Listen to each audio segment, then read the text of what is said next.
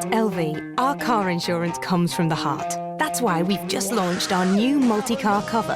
One policy and one renewal date means it's one simple way for you to save on your family's cars. So just imagine how much you can save by insuring 2, 3, or even more cars with us. To get your exclusive multi-car discount from the Which Insurance Provider of the Year 2017, go direct to lv.com. T's and C's apply. Ladies and gentlemen. Ladies and gentlemen. Podcasting since 2005. You're listening to Gamertag Radio. With your host, podcaster Hall of Famer Danny Pena, the always opinionated Paris Lilly, and from outside of the norm, Peter Toledo. This is Gamertag Radio. Here we go.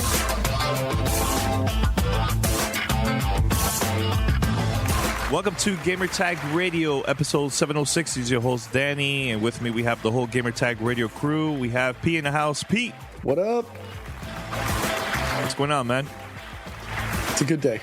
That's all I'll just leave it at that. It's a good day. Happy. Got some things going on here, personal life, but happy I had a great time with you and our good friend Diana out there in San Francisco. Had a blast. Drinking those front porch iced teas at Farmer Brown.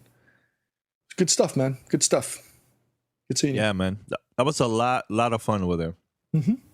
And we also recorded a podcast after. I have to listen to it because I think we were kind of feeling nice because I was after the bar. We're feeling nice.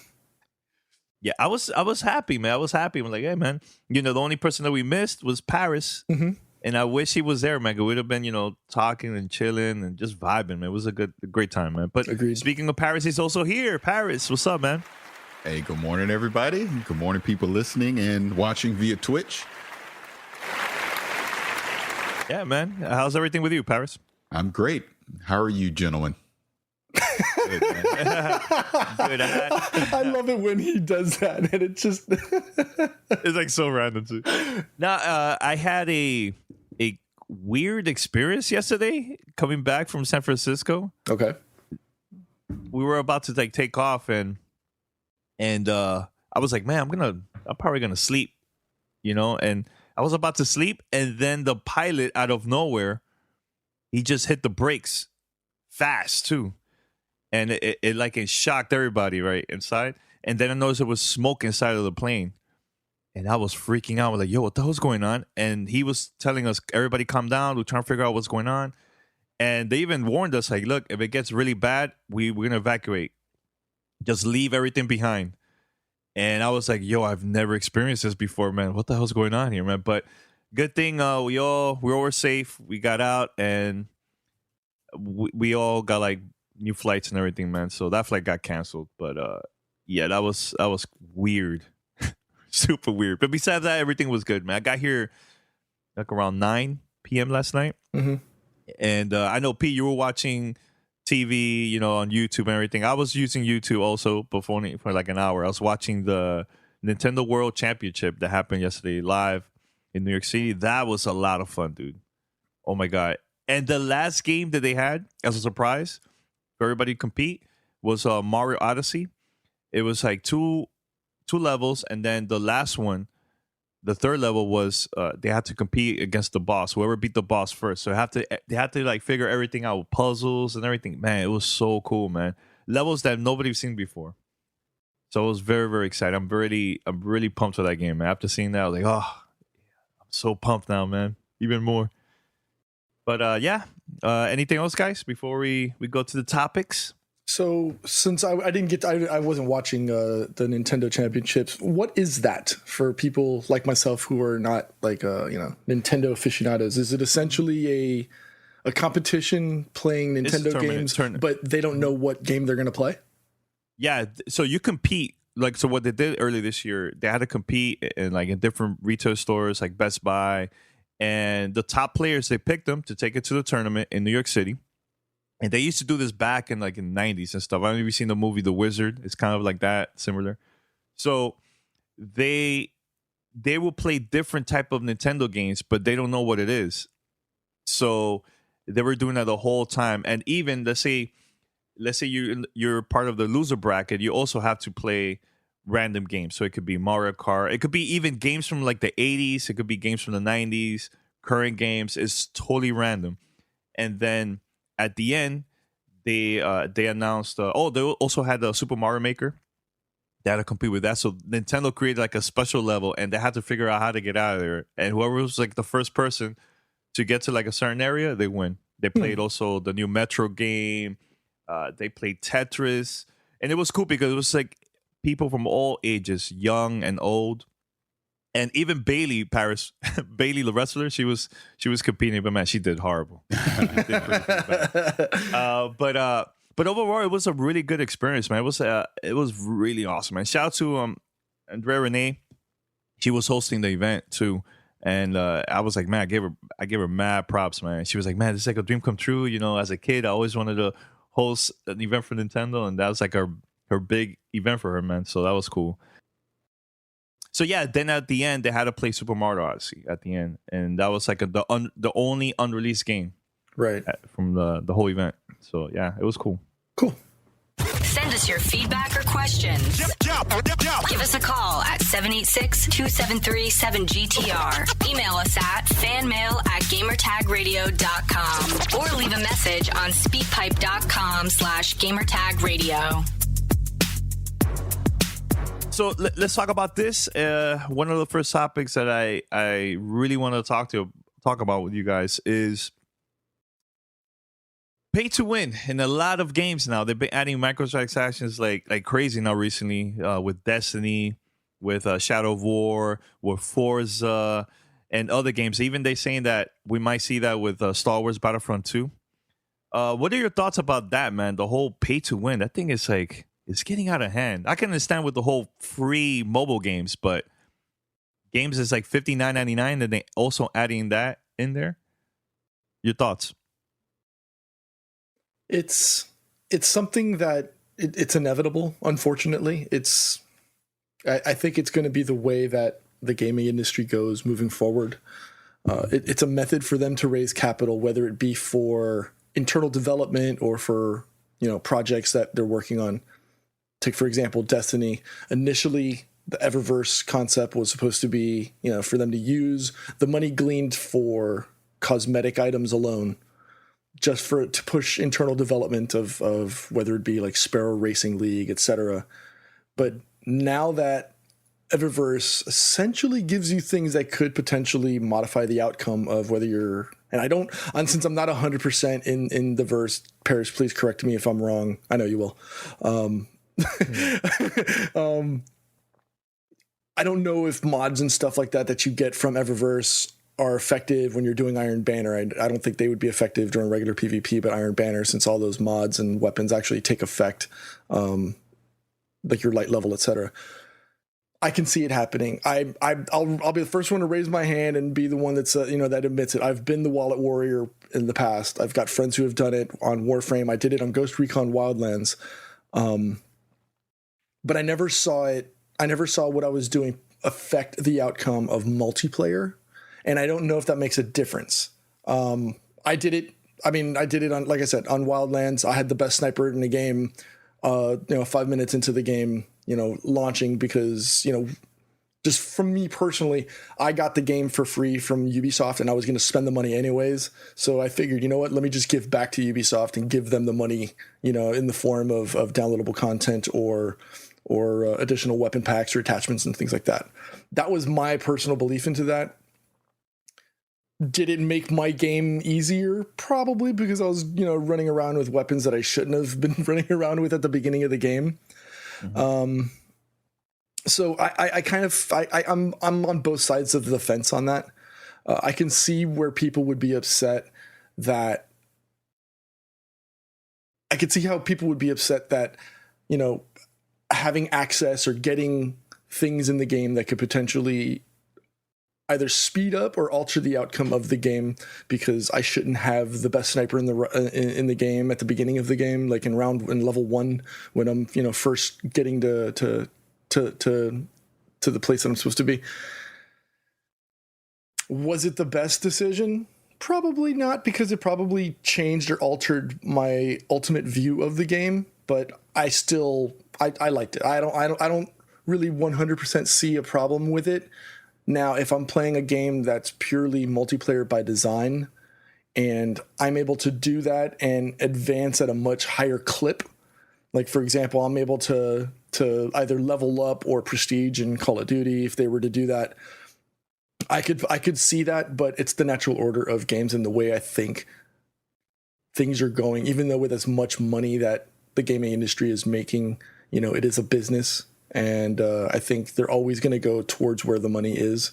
And right now, I think microtransactions is just the direction they're going. And you, Paris?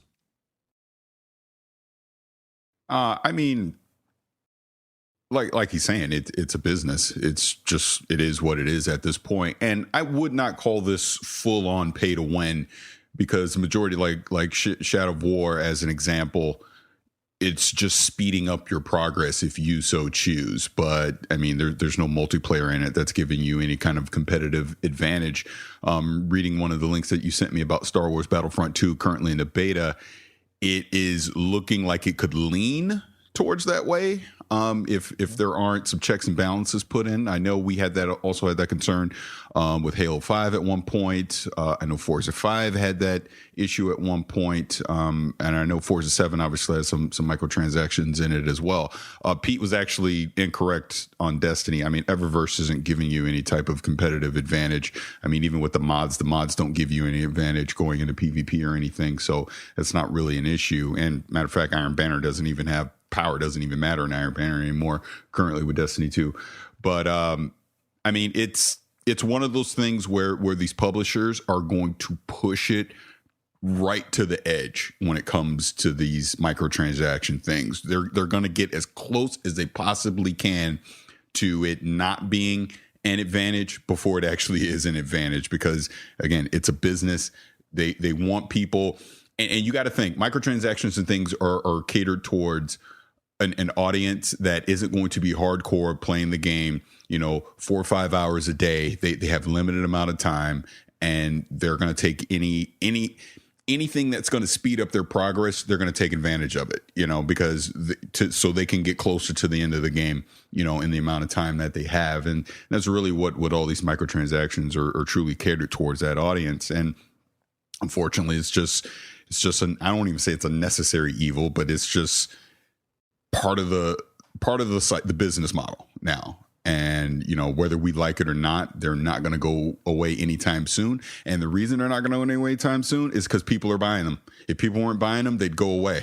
But since people keep buying them, they're going to keep doing them. It's really as simple as that. Yeah, thanks, Pete.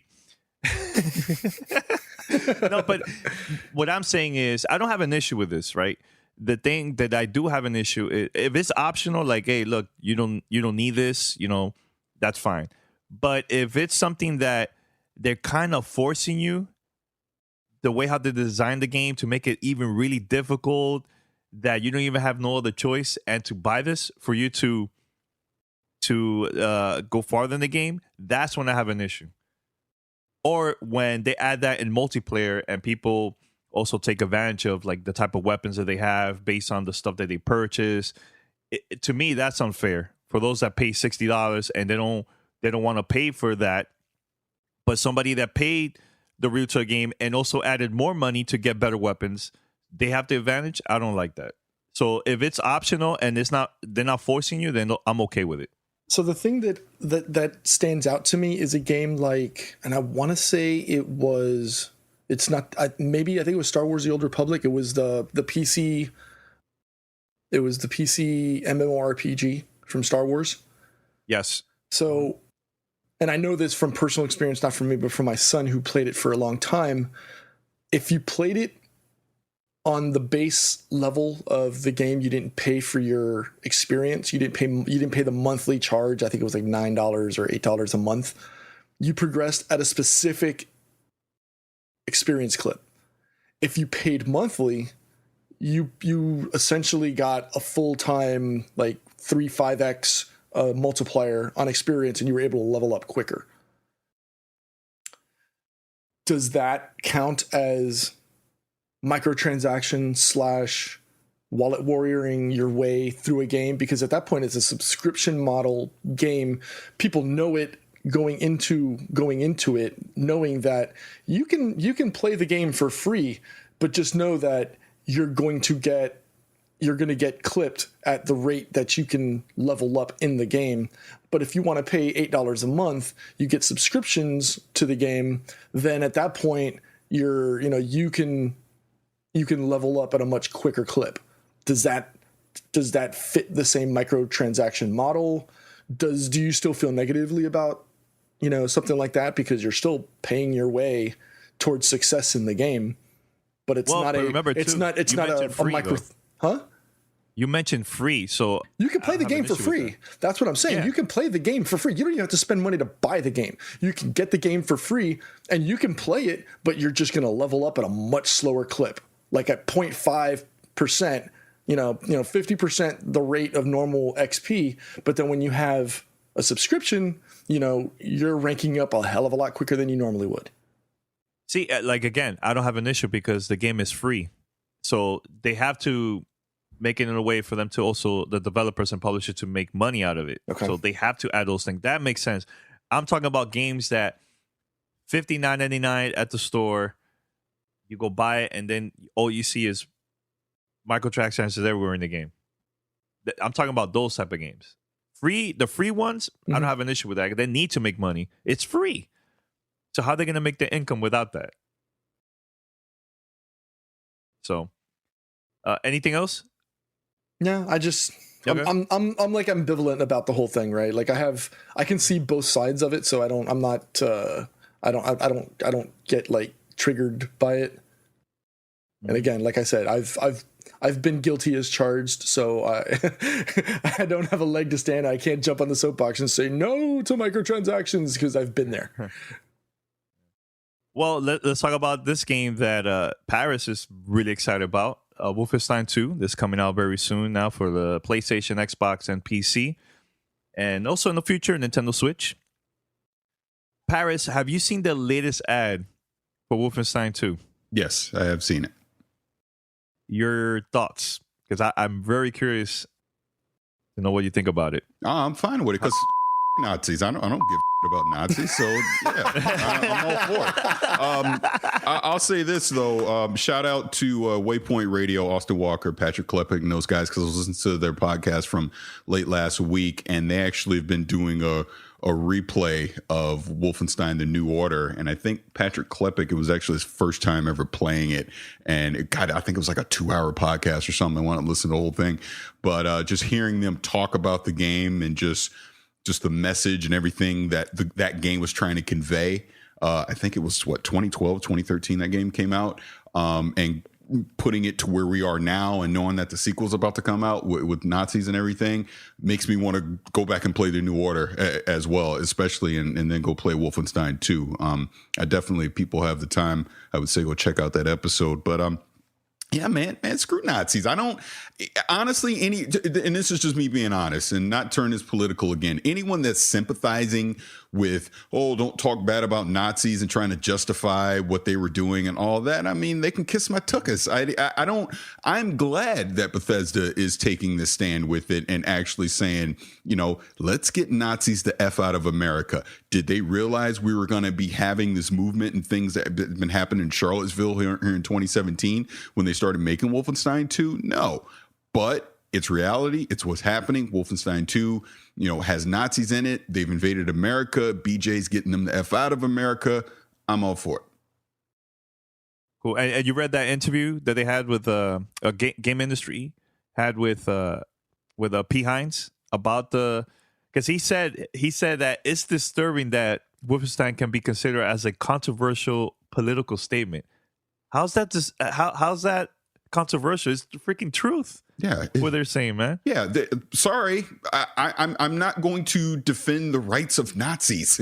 It's not going to happen. So, yeah, I want to see an ad that says "Get Nazis out of America," be it fictional in a video game or real life. Because guess what? In real life, I don't want Nazis in America.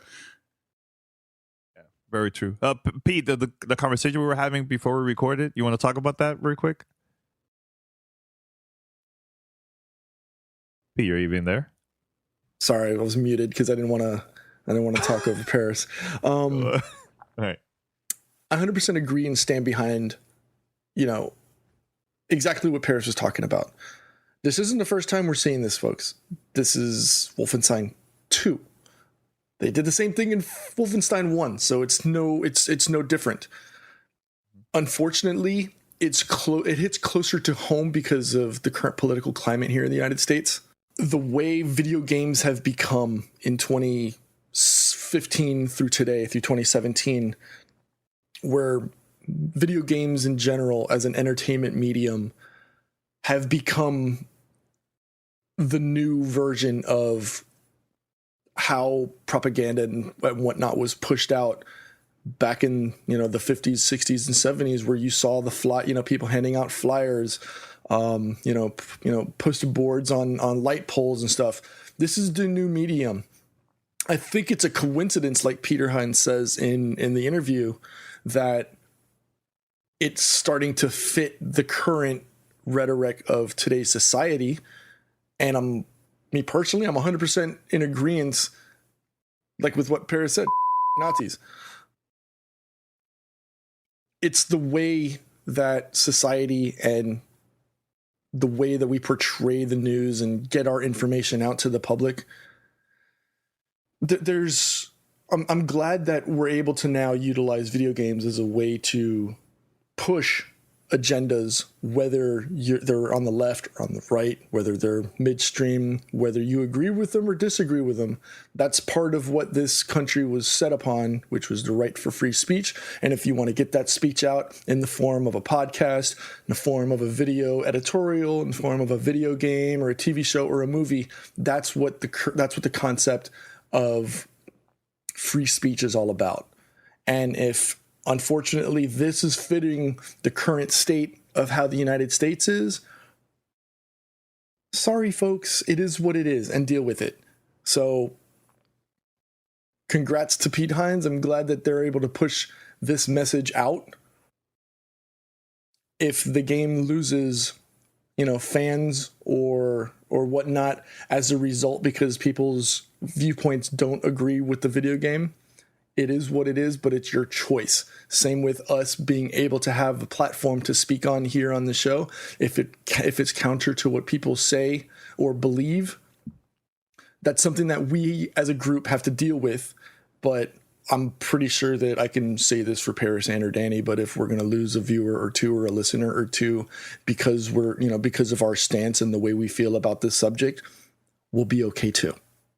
I think the job of being a teacher is so rewarding in so many ways. The connection between you and the whole class, that's still unbeatable. When my pupils are successful, it feels incredible. I think the greatest thing for me is seeing the pupils that I teach love the subject as much as I do. I don't think there's any other job where you get the same satisfaction. That's why I chose to teach. You could get £26,000 tax-free to train. Search, apply to teach. Selected subjects only, subject to eligibility. At LV, our car insurance comes from the heart. That's why we've just launched our new multi-car cover. One policy and one renewal date means it's one simple way for you to save on your family's cars. So just imagine how much you can save by insuring 2, 3, or even more cars with us. To get your exclusive multi-car discount from the Which Insurance Provider of the Year 2017, go direct to lv.com. T's and C's apply. This is Gamertag Radio. Voicemail at 786-2737-GTR. All right, GTR listeners, have you been watching Star Trek Discovery? Oh my God, that show is so good. I'm on episode 4 right now, and I'm very, very excited. I've been tuning in every single week on CBS All Access. Star Trek is one of the most iconic and influential global television franchises, and it returns after 50 years of its first premiere with Star Trek Discovery. The CBS All Access original series features a new ship, new characters, and new missions while embracing the same ideology and hope for the future that inspired a generation of dreamers and doers. Star Trek Discovery is available exclusively on CBS All Access and already premiered a couple weeks ago. But you could stream all these episodes on CBS All Access, and this is exclusive for all the subscribers out there. And you can watch the epic journey unfold every Sunday across any devices. Even if you have the Xbox One, that's what I have, and that's how I've been watching the show. So you can start a free trial right now, and it's super easy. Just go to cbs.com/Star Trek. That's cbs.com/Star Trek. And if you're still undecided, like, man, should I just really want to watch this? What I recommend is go right now online, search for the trailer of the show, of the series. And if you like it, go right now and take advantage of this trial. Once again, go to cbs.com/Star Trek. All right, so we're going to go to the next topic. And Pete, a couple weeks ago, actually, for us was like maybe a couple months ago, we went to a private event to play Assassin's Creed Origins. Paris, I think, did you play that at E3 or no? Yeah, I played it at E3. You did? Yeah, so I based on the stuff that I've been reading from a lot of people that got to play the game during E3 and also during this event, there's been a lot of changes, and I think they've been working on a lot of things, and it looks a lot better than previously than the E3 version and stuff. So, Pete, let's talk about Origins, man. We had a blast playing that. Yep. Right? Yeah, Assassin's Creed Origins is... I'm so glad that they were able to take that time off. Obviously, it's the team that worked on Black Flag, and a lot of people were happy with how Assassin's Creed Black Flag went. There was some dissenting opinions on the game previous to and post to. I mean, I enjoyed Syndicate, so I really can't complain. But I like the direction Ancient Egypt has always been a timeline, in my personal opinion, that's always fascinated me as a kid, right? And it's always, the whole concept of Anubis and Set. I mean, how I even watched the new Mummy movie with Tom Cruise. It wasn't good, but I was appreciative. It's pretty bad. It's not good, but I was appreciative that they were able to go back and revisit, ancient Egypt and the concept of pharaohs, etc. And I love what they're doing with Assassin's Creed Origins, the ability to just traverse that whole landscape. Yes, it's desert and it's a lot of, beige and brown, in the backgrounds all over the place, but I love it. I'm so stoked, and it's a game that I'm highly anticipating. I can't wait. My only question is whether I'm going to play it on console or PC. Ooh, that's a great one. Well, for me, I'm playing on the Xbox One X now that I'm getting that console, so I'm going with that. But if you have the PC, go with the PC, Pete. I think you should go for the PC because you're gonna have a better, you're into the whole 4K stuff. I think it's gonna look better than the Pro and Xbox One X. Yeah, I'm on the fence still. I still haven't decided. At the end of the day, I'm going to be playing that game. That's going to be a game that I play with on controller. So whether I play it on PC or console, I'm still on the fence yet. I'm still on the fence for it. But I do like that, like, let's say you're in the middle of a mission, you could also do side things and you still have that mission active on the side, and it's not going to like stop it or anything like that, So I was doing that a lot at the event. They were telling us, look, explore, do whatever you want. And I was doing one of the main missions from the story. I stopped, I found something else, and I started doing that on the side. And there was no pause or my mission stopped or anything like that. It was just smooth the whole time that I was playing. So I loved it. Now, did you find the controls and also the combat better than the previous games too? Or you think it's the same? Because to me, I think it's different because it doesn't allow you to button mash spam when you go through groups of enemies like the original title did. Because that's something that you could walk in and just start button smashing A, and then you're just like sitting there, just like stabbing everybody. The inclusion of a secondary primary weapon in the form of, like, when we were playing, I was playing with this big heavy club alongside, having, your regular, I think it was a sword. I had a heavy club, and then you've got the bow and arrow, which you can use as well and always, switch to. So having that whole, that whole group of choices of how you're going to go into into a specific engagement. And that's something that I've always appreciated in the Assassin's Creed games, that you can sit there and look at the environment and then make a decision as to whether, okay, do I want to go in stealth? Do I want to go in, balls to the wall, super action?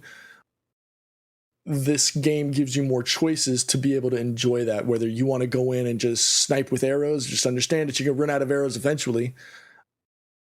And then on top of that, you have multiple classes of arrows. So you can shoot, like 2 or 3 different types of arrows and potentially go through that whole engagement without, raising a lot of alarms because you're not making noise. Just understand that you got to be really, really, really accurate with those things, because not always will a single hit register as a kill. And then, like I was saying, you can go in with your sword, you can go in with your heavy club. It's a lot. It's just the option of choice in this game has been expanded upon, and it just makes it so much more exciting. Yeah, the last event that I went to, they had an announcement about the Discovery Tour mode that they're adding in the game. I think sometime early 2018. I like that, because for those who don't know, this is a mode where you could explore ancient Egypt. You could go to different places, and there's no combat. But at the same time, it will break down, like it will read you like the history about different locations and stuff like that. I really like that, especially you that want to learn more about ancient Egypt. I think that mode is pretty cool. I was very surprised that they announced that. I was not expecting that at all. No, same here. And it's being able to remove all of the combat from a game and making it an educational tool is fantastic. I mean, and I know Paris is, highly anticipating this too, and I want to get some of his opinions on there as well, because this is his anti-Witcher. So if any game can pull Paris off of Witcher 3, I definitely think that this has the potential to do that, not just from a combat or action perspective, but like we were saying, from an educational perspective. I'm just curious to hear what else Paris is looking forward to seeing aside from just general gameplay. I wish I would have been able to make that last event that Danny attended, because I really wanted to deep dive more into the open world. And that's kind of the big thing that I'm really anticipating with Origins, is it really looks like they're truly making this an open world Assassin's Creed game where you can basically go do whatever you want when you want. I love some of the previews that I've seen that they've changed up the weapon system. It looks like you have rare items, quote unquote legendary items, even the exotic tier items and weapons that you can pick up now. It looks like you can upgrade some of your weapons. So if you do find a sword or a club or something that you really like early on in the game, you can upgrade it and keep it with you, throughout your entire journey. Looks like there's a lot of discovery to be had in the game with opening tombs. And obviously you get to some of the higher tier stuff where you're actually going inside pyramids, and there's going to be the puzzle aspect to it. One of the previews that I watched, they were just talking about how this open world, everything is trying to kill you. They were showing a scenario where he was fighting off some hippos, and then out of nowhere, a lion came, killed one of the hippos, and then immediately turned his attention to you and killed you as well. So I'm looking forward to some of that. And then, like I said, just more of, like Danny alluded to, you have your main quest stuff, but then you're going to have a lot of side quest items that you're going to be able to do as well. So I'm like you said, Pete, I actually just started playing Witcher 3 again yesterday. I did a new game plus. I figure I got 3 weeks before Doomsday hits, and I'm gonna have to start jumping a lot of these new games. So I'm been playing through that again, and this might be the game that actually gives me my next open world alternative to what we've had so far in The Witcher 3. I'm just gonna be honest with you. I really hope that team at Ubisoft has taken some lessons learned from The Witcher 3 on open world and have refined it and iterates on it with this version of it. Because, while I've not been the biggest Assassin's Creed fan over the past 10 years, which it's crazy to think it's been 10 years now since that game first came out. There's been a few I've enjoyed over the years, and I look like Black Flag, and this is the same team that made Black Flag. Black Flag was a highlight for me, and I'm really hoping that this one becomes that open world Assassin's Creed that I can just immerse myself into. And I'm having conversations over the next couple of months just talking about how, yeah, man, I went back to Assassin's Creed, man, and I'm exploring this, and I went to this pyramid and I found this thing that I didn't even know existed in the game when I played through it the first time. You know, I want to have those type of experiences in this Assassin's Creed. And it looks like what they've done so far with the combat system. Because like I said, when I played at E3, that was still an early build. So you guys have played more closer to final builds than I have. And the combat system, when I played it, was okay, but it sounds like they've really fine-tuned it now here later on in the game. So I'm looking for and see, the Assassin's trying to take my voice. Excuse me, but CDPR ninjas got you. Yeah, the CDPR ninjas. Stop saying that. But Can't leave us. But yeah, I'm really looking forward to playing it on the 27th, or whenever we get our copies of it and we can dive in. I'm playing on PC right now because I want to deep dive it on PC. But I know all the versions that we've seen and played so far have been Xbox One X, and it looks gorgeous. So, matter of fact, I saw whatever the PC specs came out, and it looks like my rig should be able to push it without any issue at 4K. So definitely looking forward to it. And like you said, that discovery mode as well, it's going to be an educational tool, to kind of learn about ancient Egypt as well. So I'm excited for it. I think this game, and I'm not saying it will be, because who knows? There's so many fantastic games coming out this holiday, but this has potential to be a Game of the Year contender for sure. Yeah, totally agree with that, man. And Pete, I know that while we were at the event, I heard you were like either screaming or something. I think there was an animal that attacked you out of nowhere because you were like walking around. Tell us a little about that. Like what Paris was talking about, how everything is out to kill you in this game. What happened with me was in Syndicate, in Assassin's Creed Syndicate, it's set in London, and you have to swim across, there's a lot of opportunity for you to swim across large expanses of water. Origins has that same thing where you're going into Memphis on your boat, and then you've got to get to either another boat to get to where you're going or just keep going. I jumped into the water thinking, I can just swim this last bit of area. Got attacked by an alligator. So I'm swimming, I'm taking damage. This thing is coming out of nowhere and biting me. So finally I get onto land and I'm like, okay, cool, I'm out of the water. No. This thing comes out of the water and starts coming after me. And then it's not just him. Then this alligator decides, you know what? It's not just going to be me that eats you. Me and my boys are going to eat you. So there's like 2 or 3 different alligators come in. And then at that point, it's become a survival game because I'm trying to survive against all these alligators that are chasing me. And then at that point, after I killed those 3 alligators, I'm like, you know what? That's it. Every alligator in the game that I encounter is going to die. So I actually found a pit of alligators and I just sat up on top of a wall. I'm just like, kill all you things, you all are gonna die. Then you have to go in and retrieve all your arrows so that because it was still earlier on and I hadn't understood how to be able to craft more arrows or buy more arrows, so I had to go in and retrieve all my arrows and make sure I wasn't killed by any other alligators in the area. But yeah, man, it's intense, especially when they come out of nowhere and they kill you. But they're going fast after you? Remember, you're in the water. You're in their native environment. So they're faster in the water as opposed to being out on land. So yeah, okay, all right. Well, I'm excited. I can't wait for the game to officially come out, man. So yep. All right, Pete. We have also a review that we're going to talk about, right? That's correct. Finally, and I know a lot of people have been asking questions about these things. We're going to talk about these people. LucidSound. You've seen, Danny, myself, Paris. We've been talking about LucidSound on social media, personal use cases from the stuff that they sent us. They sent us a massive care package, LS30s, 40s, and 20s, ranging in different sizes and use cases. Me personally, I'm using the LS40s. I've been using them since I've gotten them. They're probably one of the best headsets I've ever used. Get a little history on the company of Lucid. I know they're relatively new from a name perspective, but if you're familiar with the Triton series of headsets, they were sold to Mad Catz about 4 or 5 years ago. This is the same company. The owner, Chris von Heuben, sold his shares and his components of Triton to Mad Catz and left the industry. And about a year after that, came back and was like, you know what? I still have more to give to the industry.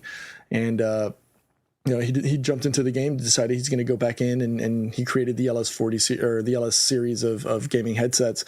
And I could tell you from a PC use perspective, these things are phenomenal. I still have the competitors here next to me, and I use them on occasion for other things, simply just for convenience sake.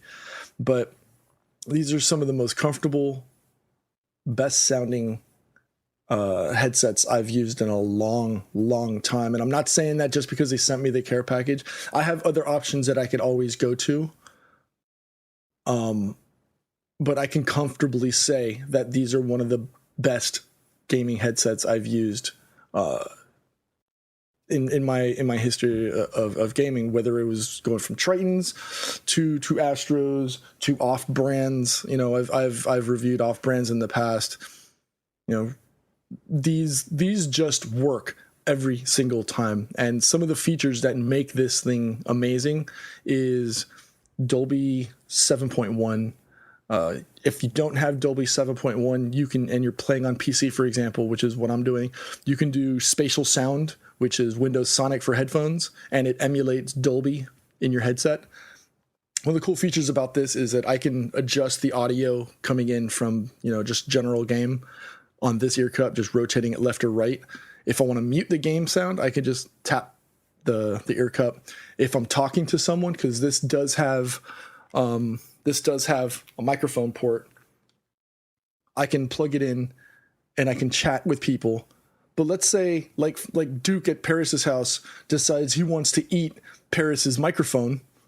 He could do that, but it's got a built-in mic on this side, so you can still chat, and then I could just tap the right ear cup and it can mute it.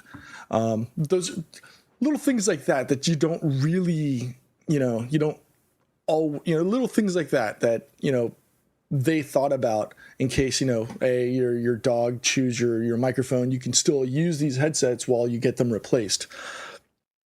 They've done a phenomenal job. And I can speak on the LS40. I know I sent the LS30s off to Paris and Danny for them to check out. So what do you guys think of the 30s?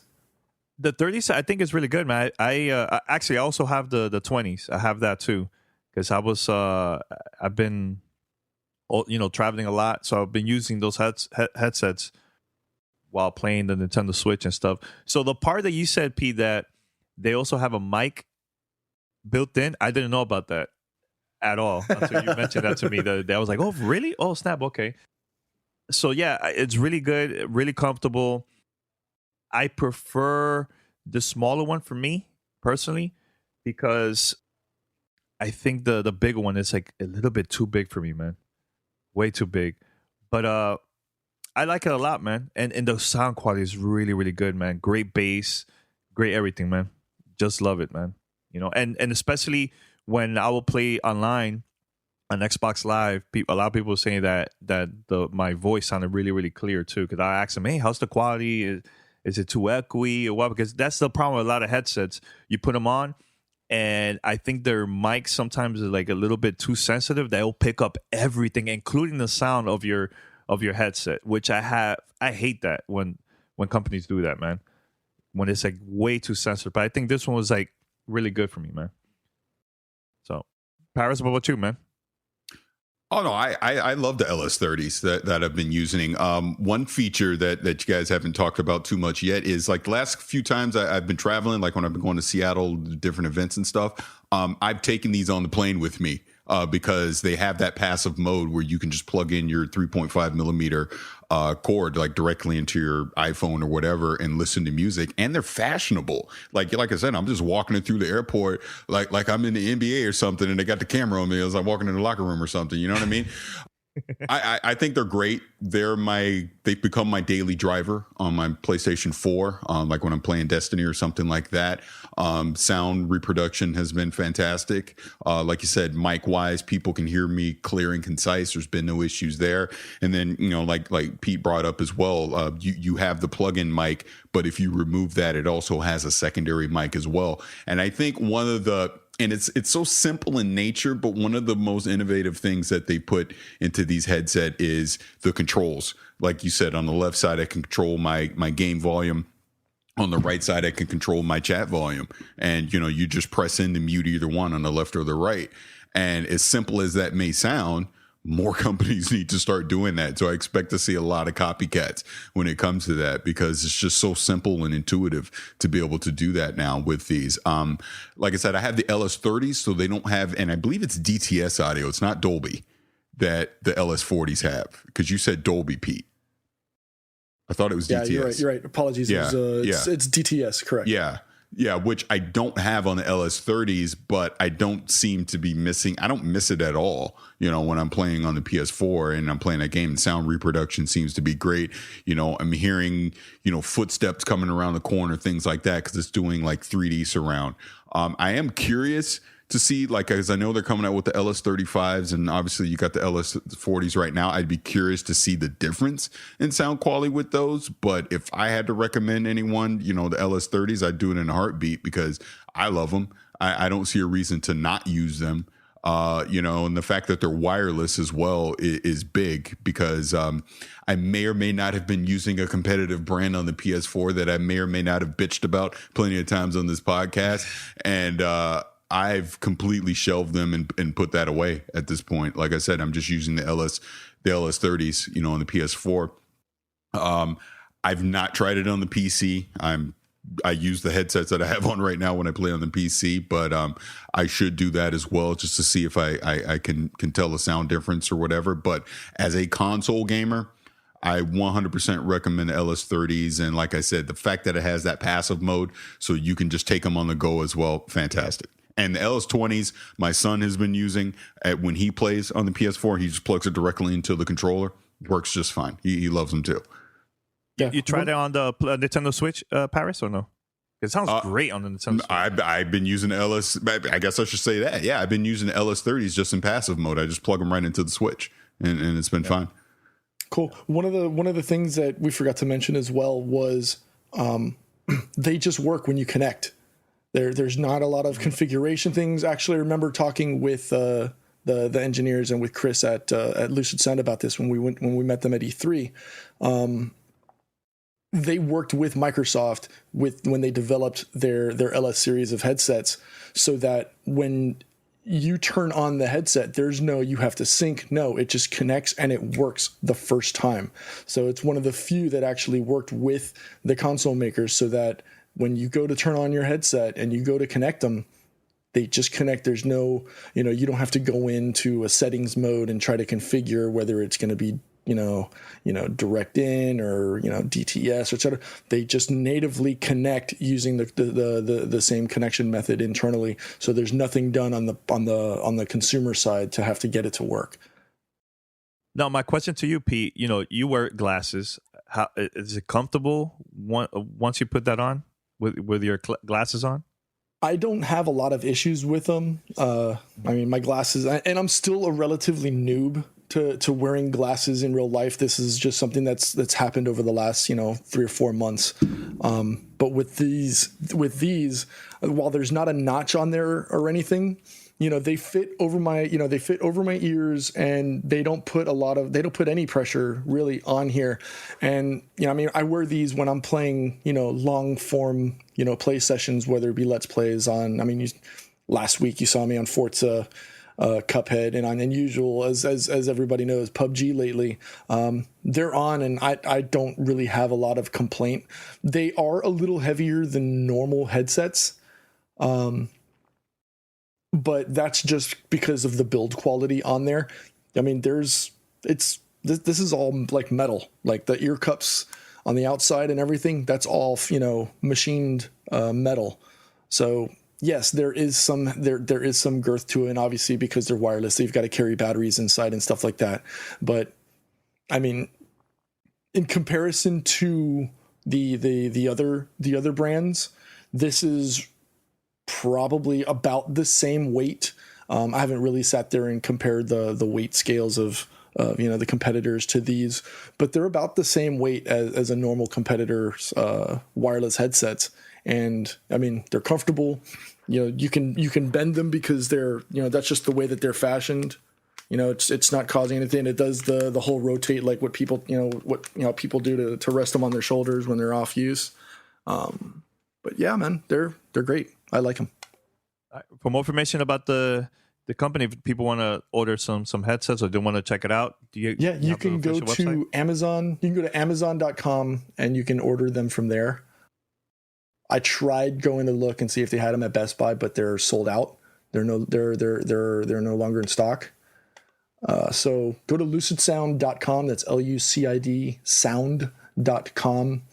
And check them out there. They've got the full gamut, and like Paris was saying, you can. They've got from LS20s all the way up to the LS40s. Different brands. If you're in North America, obviously, I think there's a where to buy page on their website. So it doesn't matter whether you're here in the States, in Europe, or down in Australia, New Zealand. I know we've got a contingent of fans that live out there. They're everywhere. All right, guys, so we're going to wrap it up here. Thanks for listening to episode 706. This week, we're going to have an interview with Atari. They're going to be joining us. You can watch us live on Twitch this Wednesday night, 9:30 p.m. Eastern Standard Time. Or if not, you can listen to the podcast on Thursday. We're going to have it there. And also, we were at San Francisco for the Steep event. Road to Olympics. I was there with Pete, and we're planning to talk about the game too. So that's coming out later this week. So stay tuned for that. And I'm going to interrupt you. I'm going to interrupt you like you do me. One other thing we forgot on these LucidSound, the battery life is fantastic. I'm pulling about a good 10 to 12 hours per charge off of these things, easily. All right. There you Thanks go. Thanks a lot, Paris. Yep. There you go. Now you know how I feel. I gave it a 10 out of 10, Paris. That was a great interruption, man. That was awesome. Thanks. I'll never be as good as you, though, but okay. All right, head over to gamertagradio.com. Also, you can find us on Spotify, iTunes, Stitcher, and other podcast directories. Watch us live on Twitch. Go to twitch.tv/gamertagradio. You can find us there, and watch us Sunday morning, 9:30 a.m. Eastern Standard Time, or Wednesday nights, 9:30 p.m. Eastern Standard Time. Anything else? Yeah, Justice League trailer that just came out looks boring. Voltron season 4 is this Friday. Woo! I watched the panel on YouTube that was at New York City Comic Con. They hinted at other Voltrons exist out there in the multiverse. Just remember that. The show's freaking great. That's all I'm saying. I can't wait. And then in a couple of weeks, Stranger Things season 2. Well, that's Doomsday, October 27th. There's a lot of stuff coming out on Doomsday, man. It's going to be crazy. God. And I'll say this, because I'm trying very hard to not talk about Destiny all the time. But if you go to Twitter, you can see me complain about Destiny too. All right, there you go. There you go. Exclusive. What about you, Pete? No, that's it. I mean, I guess I'm going to be, I haven't really played video games in like a week. So I'm looking forward. So, if you're watching tonight or you're listening tonight, Sundays, 8:00 p.m. Eastern is when I come on, do my Let's Plays. So I'll be there. All right. Until next time, we're out. Peace. Thanks for listening to Gamertag Radio. Be sure to like us on Facebook and follow us on Twitter.